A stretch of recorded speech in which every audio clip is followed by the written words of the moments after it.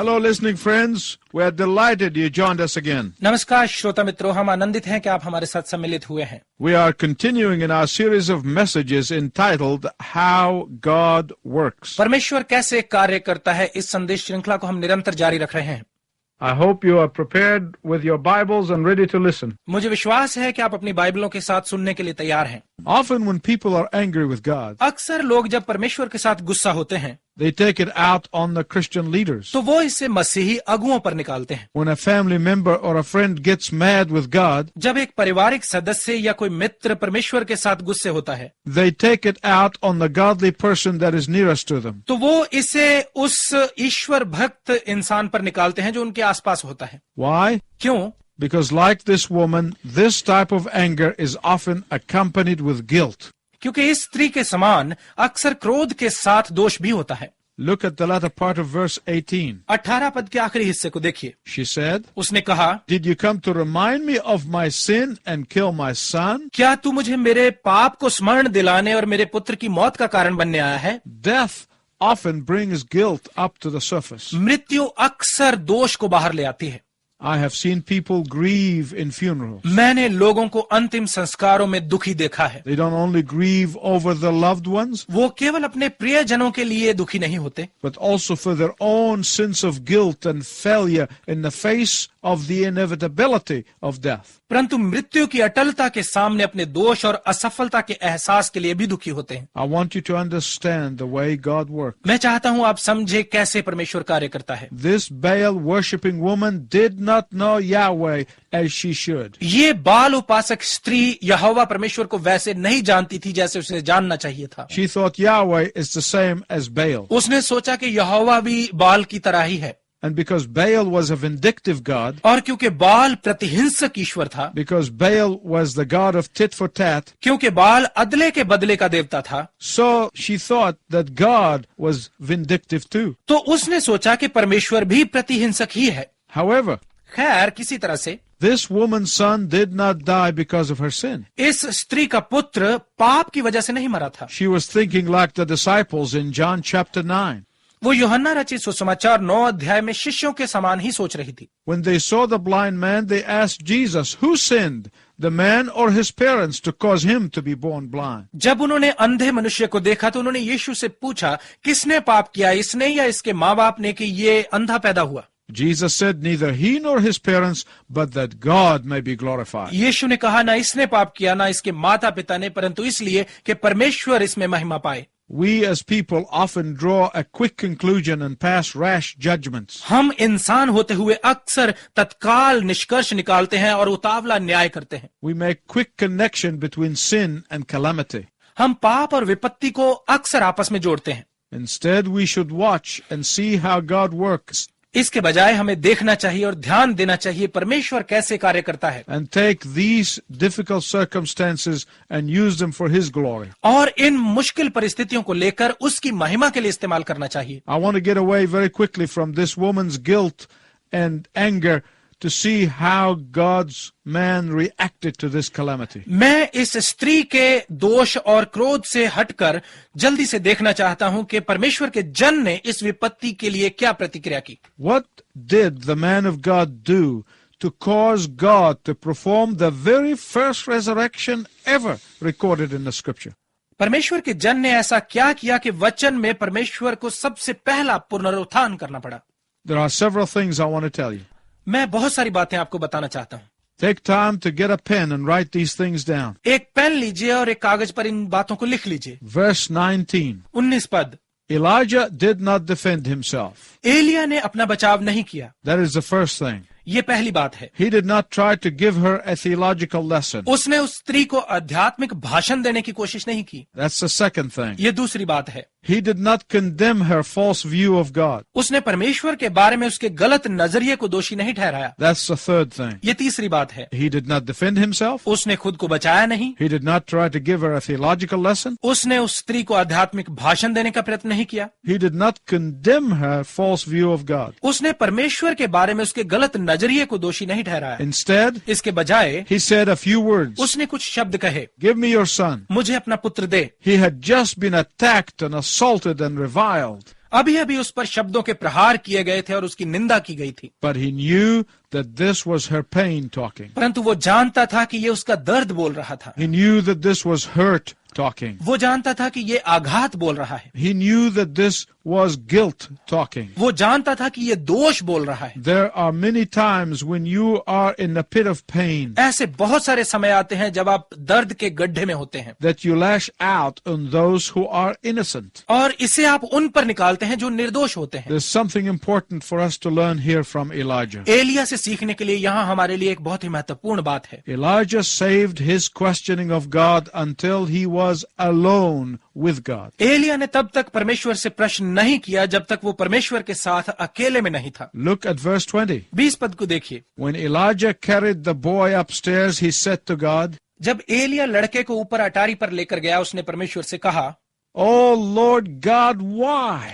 हो यहोवा परमेश्वर क्यों? Here is that why again. यहाँ फिर वही क्यों आता है। I don't want you to miss this point. मैं नहीं चाहता कि आप इस विचार से चूक जाएं। Elijah never said that downstairs where the unbeliever was struggling with that same situation. Elia ने नीचे वहां बिल्कुल ऐसा नहीं कहा जहां एक अविश्वासी व्यक्ति इसी परिस्थिति से जूझ रहा था। I want to tell you something very honestly. मैं आपको कुछ बहुत ही ईमानदारी से कुछ बताना चाहता हूँ। Verse 20 is not a very good prayer. 20 पद एक बहुत अच्छी प्रार्थना नहीं है, In fact, I can tell you categorically that it was a bad prayer. बल्कि मैं स्पष्ट रूप से आपको बता सकता हूँ कि ये बुरी प्रार्थना थी। Even though it was Elijah, the man of God, who prayed it. यद्यपि इस प्रार्थना को करने वाला एलिया था जो परमेश्वर का जन था।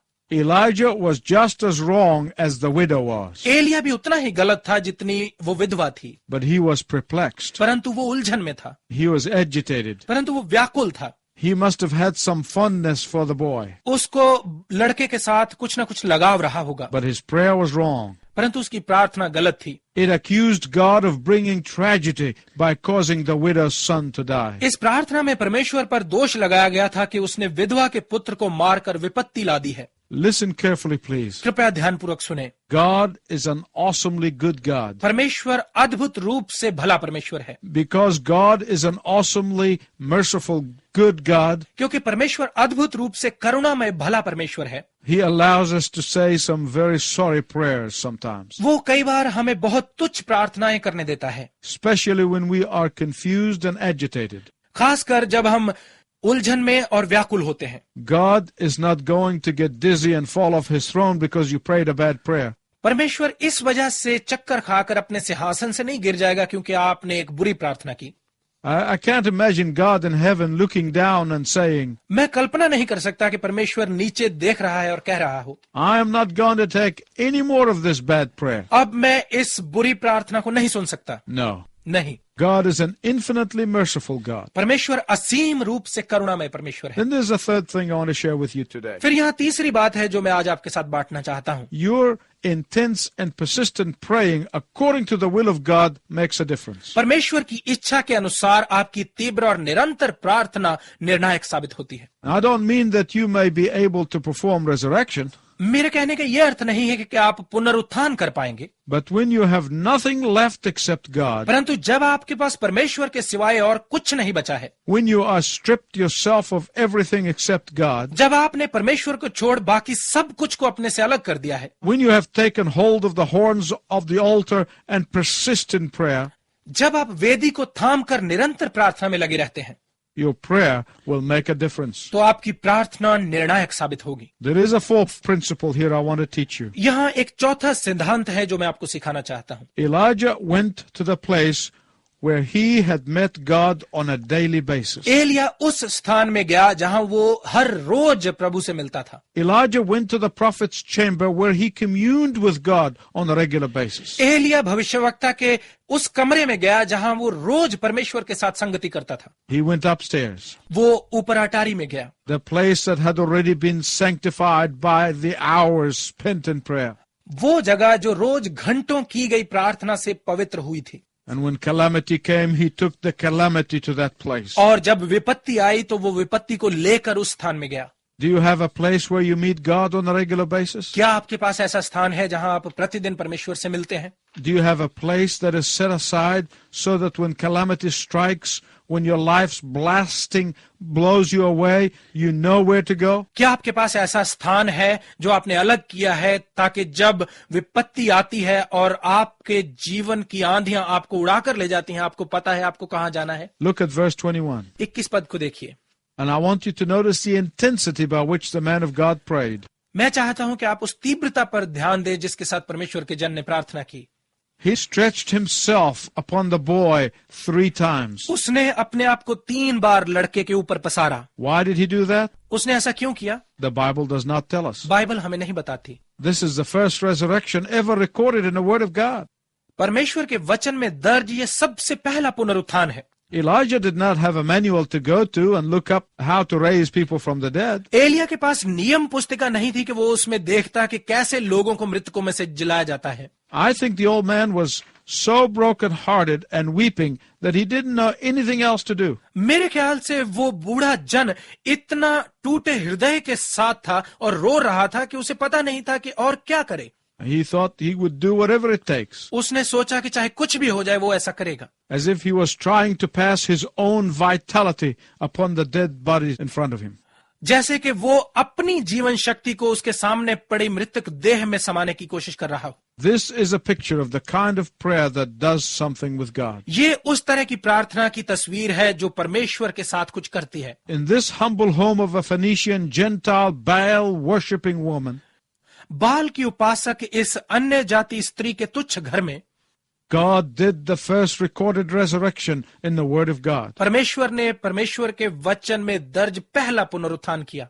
It was not in Jerusalem. ये यरूशलेम में नहीं हुआ, It was not in Galilee. ये गलील में नहीं था, It was in Zarephath. ये सारपत में था। I want you to look at God's response. मैं चाहता हूं आप परमेश्वर के प्रत्युत्तर को देखें। First, see how restrained the Word of God is. आप देखें कि परमेश्वर का वचन कितना नियंत्रित है। The Lord heard Elijah's cry, and the boy's life returned to him, and he lived. परमेश्वर ने एलिया की पुकार को सुना और लड़के का जीवन उसके पास वापस आ गया और वो जी उठा। Now, if movie makers were making a movie of that moment, अब यदि फिल्में बनाने वाले इस घटना की फिल्म बनाते they probably would have included thousands of extras on the set, तो शायद उन्होंने हजारों लोगों को इसकी शूटिंग में लगाया होता, with angels singing and trumpets blowing.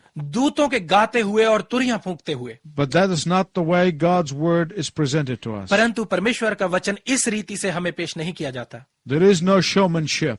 इसमें कोई दिखावा नहीं है, There are no television cameras. कोई टेलीविजन कैमरा नहीं लगे हुए There हैं, are no fundraising gimmicks. कोई पैसा कमाने की चालें नहीं है। That boy did not write the best-selling novel about what is on the other side of death. उस लड़के ने कोई बहुत प्रसिद्ध उपन्यास नहीं लिखा कि मृत्यु के दूसरी ओर क्या है। No. नहीं, These are all man's ways. ये सब मनुष्य के तरीके हैं। God's way is very simple. परमेश्वर के तरीके बहुत साधारण हैं। You don't have to try to convince anyone when it is the Word of God. जब ये परमेश्वर का वचन है तो आपको किसी को यकीन दिलाने की जरूरत नहीं है, You don't have to explain it away. आपको इसे बार बार समझाने की जरूरत नहीं है। This is the secret of the authority of the Word of God. परमेश्वर के वचन के अधिकार का यही रहस्य है। That is how you know that it is the Word of God. इसी से आप जानते हैं कि ये परमेश्वर का वचन है। It is unexplainable. ये अवर्णनीय है।